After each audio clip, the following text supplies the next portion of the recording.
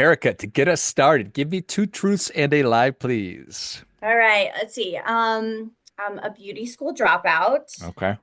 I was born and raised in the Midwest, and I'm a yoga teacher. So guess which one's the lie? I guess that's how this works, right?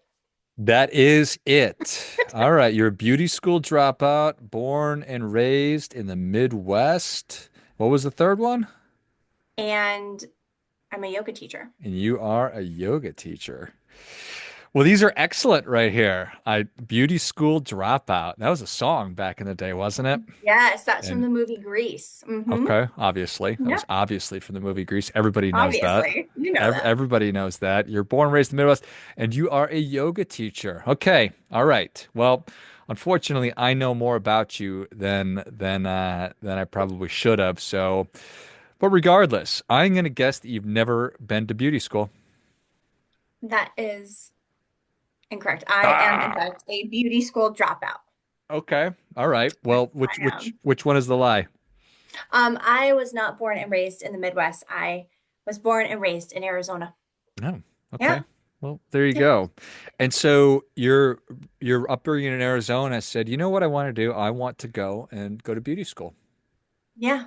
And But then you drop out of realized beauty school. when you went in that this is ridiculous. Why would I want to do this? Right. Yeah. And it was a little bit like that. It was, I had the ability to kind of start beauty school as I was transitioning out of high school. And I just was not into the whole beauty school thing.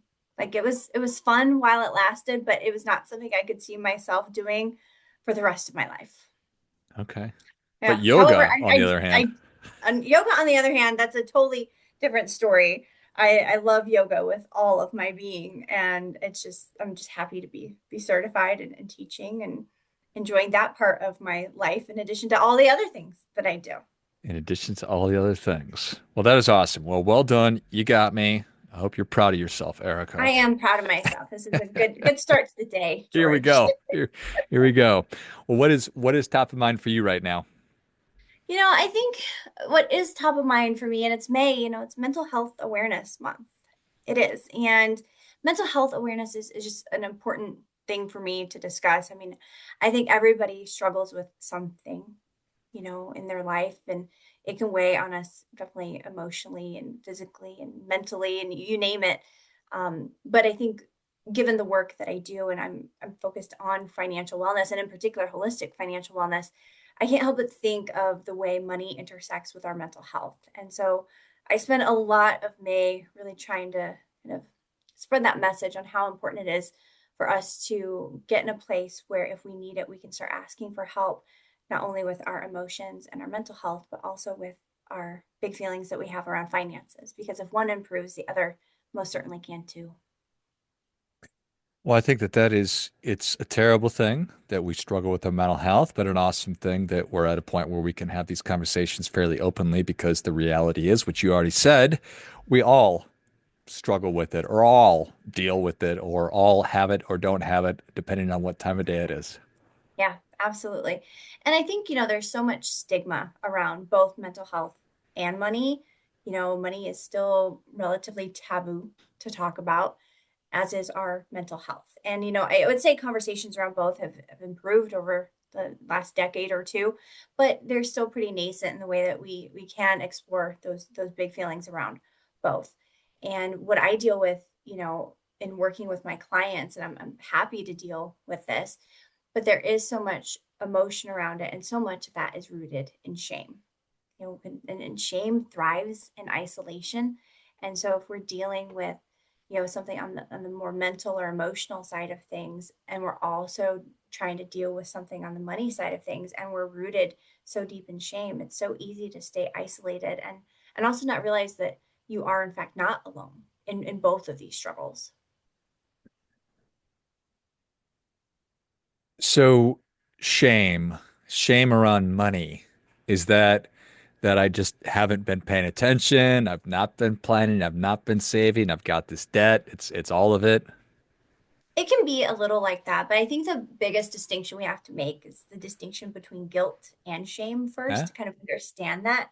a little bit differently because guilt is, hey, I made a mistake. So I haven't been saving, or, I should have done something differently. I shouldn't have taken that trip to Mexico or whatever that is. Shame is, I am the mistake. I am a terrible person because I didn't save. I can't believe I did something so stupid like prioritizing, short-term goals by going to Mexico. I am an awful human being. I have let others in my life down because of those things. And so that distinction is so big to make because guilt again is the I made a mistake. Shame is I am the mistake. And when you are putting yourself in that mindset of I am a mistake, it's very easy for you to stay in a place of not ever being able to feel good about yourself or your money because a lot of times our self-worth is also attached to our money. And they're not the same, but they're often equated that way. And that can be really difficult for people to get out of. Yeah, thank you for that. That's a really, really important differentiation there. Feeling guilty about doing something dumb is a lot different from Yeah, I am dumb because I did that thing. completely different. And you're talking, in complete opposites. If you can, it's so much easier to forgive yourself, right, for a dumb mistake, but it's so much harder to forgive yourself if you truly feel like you are dumb. And I think money and the way we've been taught about money, and so few people have actually learned a ton about money, I think it kind of naturally puts us in more of potentially into a shame spiral because there is that expectation that you should know more about money than you do. And you should have more money saved at whatever age you're at. Or, when you reach a certain age, you should be further on in life. And when you're not meeting these mile markers or these milestones that have been, you know, relatively absorbed, over the years, like you should have, $100,000 by 30 and you don't, or you should have your own home by, 35 and a couple kids at this point and you don't have those things, you start comparing yourself to others, and that's where it feels like it's starting to close in. And then you also don't want to ask for help because you don't want to seem stupid. That is a spiraling effect right there, isn't it? We're just kind of trapped in our own prison. We are trapped in our own prison, and I especially see that in the work I do helping people get out of debt. The debt prison is one of those financial conditions I think that is arguably attached to one of the higher levels of shame. I'm the chief financial wellness advisor for a wonderful company called Beyond Finance. It's one of the nation's leading debt consolidation companies. But I work with their clients. I work with about 1,000 clients a month, in helping them understand their financial wellness, but also understanding that debt is a financial condition that we are often brought to because of life experiences that kind of precipitate that financial condition of debt. Sure, there's a lot of people that are in debt because they're the kind of classic like what you would think of like as an overspender or something like that. But even those types of people in that category, we often find, financial solutions to emotional problems. And so if we are feeling a certain way emotionally, we'll often, act in a financial way, which often is things like overspending. And you can't really do that, and expect to find some really deep healing. So that's kind of on the overspending side of things of what I see. But then there's also those life experiences. So, somebody loses a job or somebody loses their health or they lose a partner, whether that's to death or divorce. There's kind of a theme here. There's loss, right? And so there is this loss that comes in a major life event that leads to this, increased amount of debt that eventually becomes impossible to handle because of the way the credit system is built. People will spend 20, 30 years paying $1,600 a month to barely get out of debt. And that kind of shame that exists, the financial condition of debt is often considered the worst financial condition you can be in. There's goods and bads. There's these black and whites that exist in, the world of personal finance. Debt is bad. Savings is good. And so if you've got this financial condition going on in your life, and then maybe you've got this underlying emotional issue, that is rooted, and is causing your overspending, or you've, just gone through a really wicked divorce and your life is spiraling. You've got the shame and guilt associated with that loss. And then you've got this financial grief and this loss and this shame. And they come into this perfect storm. And that's where I think in my 20 years of doing this kind of work, That's where the prison lies. And how do you get out of that prison? Therein lies the question, Erica. Mhm. Everything you Yeah. laid out, that's terrible. Yeah. Uh, and I certainly spent my 20s in and out of debt, so I speak from experience and have the lived experience of that and feeling those feelings. And I'm never one to say I am one to say let's not necessarily act on all the feelings that we have, but never ignore the feelings. So let them feel the feelings, but then let's take some kind of a proactive step. So how do you move from in that prison, that shame prison of not doing anything to starting to take positive action? Yeah. And you're right. The first step is feeling the feelings. It's just allowing yourself to kind of level with what you're dealing with. It's so easy for people to, I mean, you've probably experienced this. I know I've experienced this, but when we have a feeling that doesn't feel good, a more negative type emotion, whether it's anger, frustration, feeling shame or guilt or any of those things, it's so easy to just kind of pretend that they don't exist. And we push it and push it away. And the further we push those feelings away, the less likely we are to really get to the root of the issue, the heart of the issue. And so when you're dealing with, you know, debt for a lot of people, that's kind of the symptom, that it's getting to that underlying, issue, that underlying challenge. And for some people, that's looking, reflecting on, what happened as a kid. A lot of people, they go through childhood getting a lot of money messages. There's some research out there that says that, by the time you're 9, you've kind of got your money mindset already made up, which is wild when you think about that. And you get all of this socialization from, the important grown-ups in your life, or school, or church, or work, or however that is, and that continues, well into your 20s. And when you think about brain development and when that ends, you end up somewhere around 30. Like, where did this time go, and how has this shaped who I am? And so a lot of that has to do with, like, looking at your financial values and understanding, some of your first money memories and how they have shaped your values, and understanding and being able to parse apart, are these my values, or were these values that were, given to me, or did I inherit them from someone? Should I keep some of these? Should I, jettison some of them out of my purview? Like, where do I go from here? And being able to kind of shape your own money narrative can really be the first step in starting to heal whatever is challenging you financially.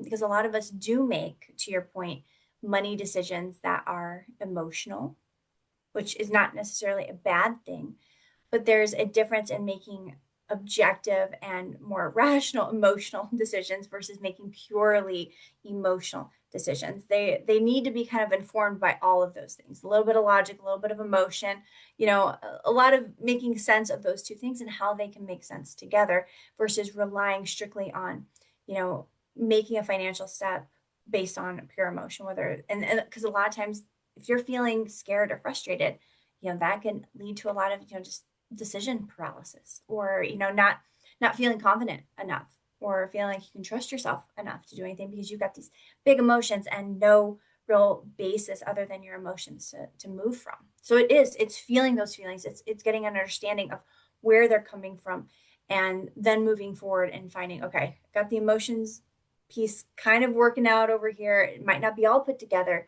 but then once there's clarity around that, clarity is so key, then it can help inform your financial decisions a little bit better. But you have to be clear on the feelings and what they're doing and why they're there before you can really be, I think, fully effective, in my professional opinion.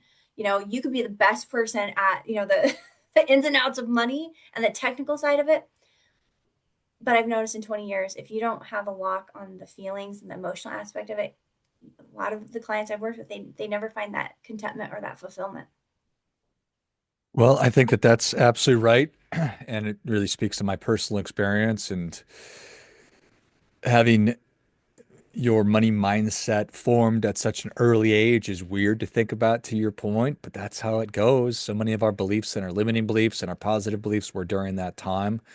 And how would we know if, unless we started to investigate? It's like, why do I make the same dumb mistakes over and over again? Oh, it's because when I was a kid, this happened. And then we get to choose. So we get to choose what values we want to move forward with. So can you help me understand like what are some of those what are some positive money values if scarcity, if avoidance, if maybe feeling dumb. That's not necessarily probably It's germane, but yeah. what are some positive ones to maybe focus on or to consider instilling? Yeah. So I just want to go back to what you said about Yeah. making a choice. That is such an important distinction here because, I think it's so important for people to, be able to think about their childhood or their experiences and use that as a catalyst to propel them forward instead of having it weigh them down as this tremendous personal gravity. Choose to let go of that and make that choice to do something different. And so if you observe that, and it doesn't mean you're blame shifting, you're shifting accountability, to or away from yourself, but you're taking an objective view and you're like, okay, when I was a kid, I watched my parents really struggle with paying rent, and they were always talking about how money is just exhausting and it's never fun and it just hurts me, and we didn't have the things I wanted, barely the things I needed for sure. And so I've carried that into childhood. And I'm going to make that choice to observe that and notice that and sit with it. I'm not necessarily going to blame my parents for this, but that's what I saw and that's what I feel. And so I'm going to convert those feelings of fear and scarcity around money. What is my value around that? And so that might be a positive value of I value stability. Stability is my value that is associated with that. And everybody's value around stability might look different. Everybody's going to have a different definition. But for somebody in that scenario, they might define that value of stability as I have enough money to not worry about making my basic payments, my utilities, my cable, my rent, everything there is paid for. I don't have to worry about that. Stability also means being able to have a little bit of discretionary income to where if I want to walk into Target or buy a new pair of shoes, I don't have to think about what I'm spending. At least it's not top of mind.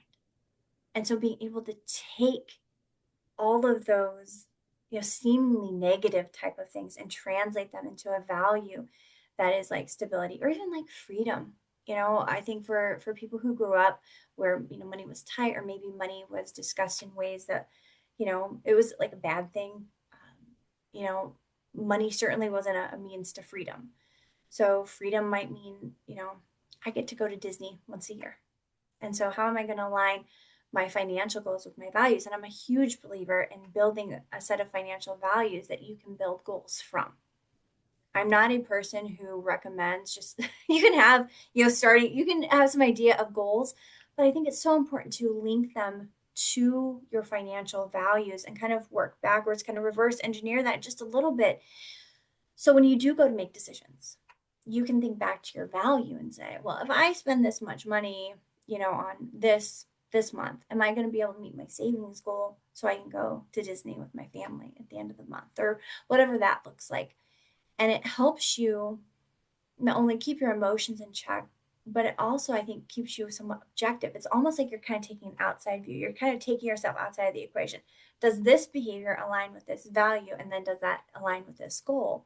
And you're able to look at it more objectively and then keep your emotions in check around your spending, your saving, whatever that is for you in the moment. And it allows you, I think, to play that tape forward a little bit.